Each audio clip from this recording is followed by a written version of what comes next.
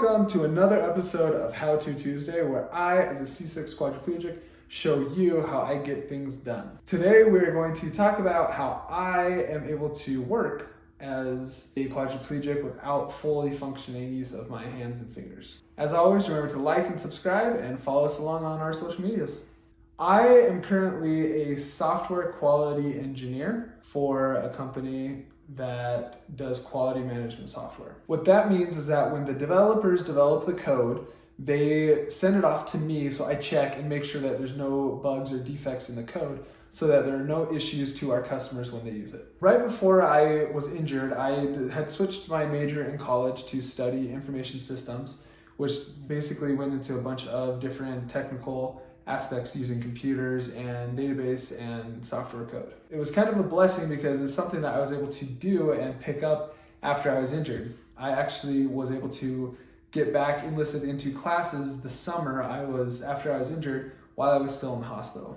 Luckily enough, I was able to figure out how to type and to use my hands well enough to complete school. I graduated in MIS and I have been in that field ever since. When I first started, I needed some extra help to type and do other things, so I would get one of these cuffs, which I'll link below, and put either a pen or a stylus or something inside of it that I would wrap around my hand and use it to tap a keyboard.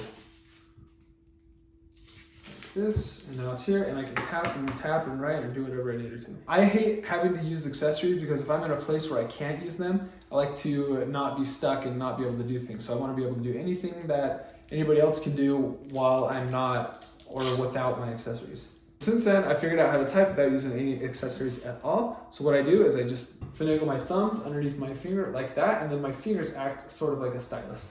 Let me show you. Like I said before, my fingers don't work at all. I can't move them on my own will, so I figured out certain ways to do it, but a lot is just pushing up against and using pressure with my wrists and my arm to open up things. So for example, here's how I open up my laptop. I put one hand on this far side and then just push up with my hand and my thumb like this, and I'm able to lift it up. The other tricky thing was trying to navigate a mouse. So I found this kind of cool mouse, which I'll link below. It just has a roller ball here, which I'm able to move around like this, and I can click by tapping on my wrist. Here it is. Here's what it looks like. So it's pretty simple use, but really nice to use. And the nice thing about this too is that you can use a program to actually program what the different buttons are in case you wanted to use one or the other for something other than what it's originally designated for. So I'm just going to show you a little bit how I actually work. So that's what I'm doing.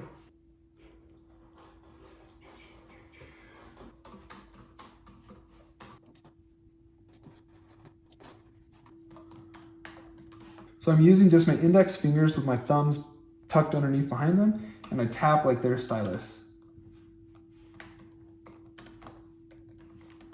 Beautiful thing about today is the technology that is available for quadriplegics, paraplegics, really anybody in a wheelchair with any kind of disability. I am able to use a computer and my phone or a tablet or whatever to do everything that I need. My job is software based, so it's really easy to manage that way, but there are so many opportunities in any kind of area or sector that you want to work in to accomplish what you need to with all of the awesome technological advancements. It's really nice being able to work in the tech sector because I am able to type and use my mouse. I know other quadriplegics who can also work in the tech sector and they just even using their eyes, even if their hands and arms are fully paralyzed. So it's really cool that we live in a world where we have all this technology that enables us as paralyzed people to really act as fully functioning able-bodied people. When I first started off typing, it was pretty tough to learn to do all of this stuff. It took me a little while, but I've actually gotten pretty decent at typing. And I bet that I could even beat you, Sloan. Okay. You want to have a go? A go with what? I challenge you to a typing test. All right, bring it. Let's go. What do I need to get for this typing thing? Well, how do you type? Okay. Okay. Blue, you're so needy. Where do I go? You're going to go to typingtest.com. Okay, are we doing the 1 minute test, 3 minute 1 minute test? test, and just click start. Text, sentences, words. What is that? Same as me. Okay. I'm not ready. What if I lose? I got functioning hands. Embarrassing. 1, 2, 3. Well, it's just when you start typing. So, we have to go through one. Okay. On your mark, get set, go. The great kids Wow, that's a weird word. Who was it? I forgot a comma! I can't handle pressure, you know this. Your elbow's in the way. Oh, mine done. Oh, mine too.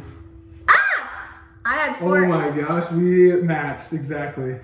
So it says, let me show you. That's be 37 with 4 errors and that, whatever that means. 33 words per minute. We're the same, basically.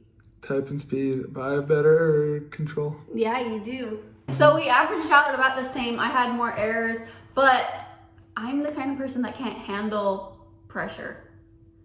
I can't. Like, I'm already sweating. But let's redo this. Okay. We're going down. Okay. One of the hardest parts for me is I can't feel where I'm typing, so I can't look at what I'm reading and type at the same time. I have to look and then look back out the letters and type that way. So it's a lot more difficult to do something like this. I'm a lot faster when I'm just coming up with my mind what I want to type. But looking at what I'm typing and then translating that down is a lot more difficult. Did we have the same stuff? Mine was talking about Kansas it wasn't and the prairies. exact same. Well, I had to write some word. It was like scrupulosity, something. Oh, else. I did not have that. Some kind of weird word. Okay, starting on 3, 1, 2, 3. I already have 2 errors in the first sentence. How we should live our lives. I got a paragraph. Dang it, you kicked my butt. This boy's kicking my butt. Remember, she has all of her working fingers. I am using 2. But remember, I don't type every day for work. Yeah, but you also bragged about how you were such a good typist back in the day, and you were gonna. I was a great typer. So guess who wins? Let's do it one more time. That's 2 out of 3. We're very tied, and I won once. So. Retake. Is that a bad one? I think I kicked your butt. You did. Woo-hoo! Talk about that. That was a bad one for me. I felt a little bit more relaxed on this one, so I scold.